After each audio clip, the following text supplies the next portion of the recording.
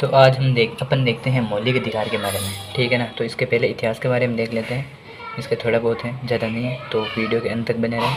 देखो है ना, पहला आता था मौलिक अधिकार।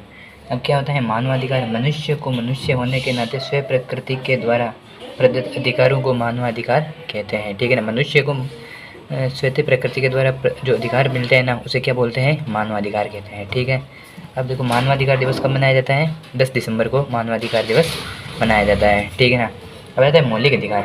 व्यक्ति के व्यक्तित्व का विकास करने के लिए संविधान के माध्यम से प्राप्त अधिकारों को मौलिक अधिकार कहते हैं, ठीक है।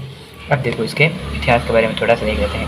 सन 2015 में ब्रिटेन के शासक जॉन साइमन के द्वारा ब्रिटेन की जनता को एक चार्टर के माध्यम से अधिकार दिए गए थे, ठीक है ना। किसने दिए थे?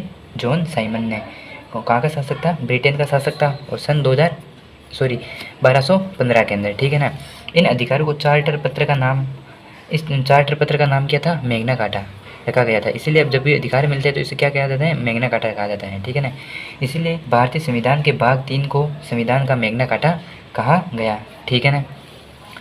ठीक है, अब आ जाए विश्व में सर्वप्रथम अधिकारों की मांग किसने की थी? फ्रांस की क्रांति में फ्रांस की जनता के द्वारा की गई थी। कब की? 1789 में की गई थी, ठीक है ना।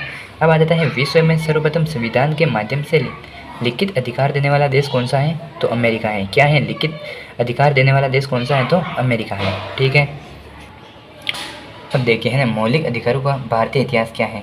भारत में सर्वप्रथम 1885 में बाल गंगाधर तिलक के स्वराज विधेयक के माध्यम से भारतीयों के लिए अधिकारों की मांग की थी, मतलब संविधान की मांग की गई थी यहाँ पे, है ना। तब इसके लिए अधिकारों की भी मांग की गई थी, ठीक है ना। 1924 में मोतीलाल नेहरू ने ब्रिटेन की संसद में जाकर भारतीयों के लिए अधिकारों की मांग की थी, मतलब संविधान की मांग की, तो उसके साथ क्या अधिकारों की भी मांग की गई, इसीलिए यहाँ पे दिया गया, ठीक है ना। 1931 में कांग्रेस के कराची अधिवेशन में सरदार वल्लभ भाई पटेल द्वारा भारतीयों को अधिकार देने के लिए प्रस्ताव पारित किया था, ठीक है ना। फिर आ जाता है 1931 में महात्मा गांधी ने दूसरे गोलमेज सम्मेलन में भारतीयों के लिए अधिकारों की मांग की थी, ठीक है ना। अब इसको छोड़ दे, अब देखिए संविधान मौलिक समिति व उप समिति का गठन किया गया। अब देखिए भारतीय संविधान है ना, उसकी मौलिक समिति व उप समिति का गठन किया गया था, ठीक है ना।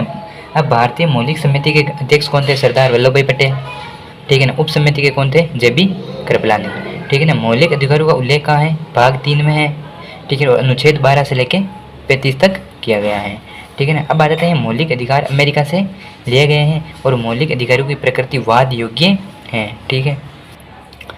भारत के मूल संविधान में कितने? 7 मौलिक अधिकार थे। कितने थे? 7 अधिकार। मूल संविधान मतलब जब लागू हुआ था तब, ठीक है ना। वर्तमान में कितने हैं? 6 हैं, ठीक है ना। अनुच्छेद 21 में वर्णित संपत्ति के अधिकार को 44वें संशोधन में 1978 में समाप्त करके अनुच्छेद 300A विधिक कानूनिक अधिकार बनाया गया है, ठीक है ना। पहले कितने अधिकार थे? मौलिक अधिकार 7 थे, वर्तमान में 6 हैं, ठीक है ना। तो इसके अंदर एक था अनुच्छेद नंबर 31, जिसे संपत्ति का अधिकार था, उसे हटा दिया गया। कब हटाया? 44वें संशोधन में 1978 को हटाया गया, ठीक है ना। और अनुच्छेद 300A को ए बना दिया गया, इसमें विधिक कानूनिक अधिकार बनाया। अब है ना 7 मौलिक अधिकार कौन कौन से, एक बार उनके बारे में देखते हैं।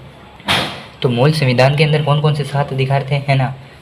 एक तो है समानता का अधिकार 14 से 18, ठीक है ना। स्वतंत्रता का अधिकार 19 से 22 के बीच है, और शोषण के विरुद्ध अधिकार है 23 व 24। धार्मिक स्वतंत्रता का अधिकार है 25, 26, 27, 28, मतलब 25 से लेके 28 तक।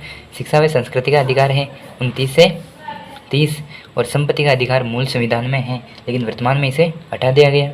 और 7वां कौन सा था? संवैधानिक उपचारों का अधिकार, ये होता 32वें में, ठीक है ना। लेकिन 31वें को हटा दिया गया है, तो अब कितने रहे? 6, ठीक है। Thank you. वीडियो अच्छा लगे तो लाइक कर दें।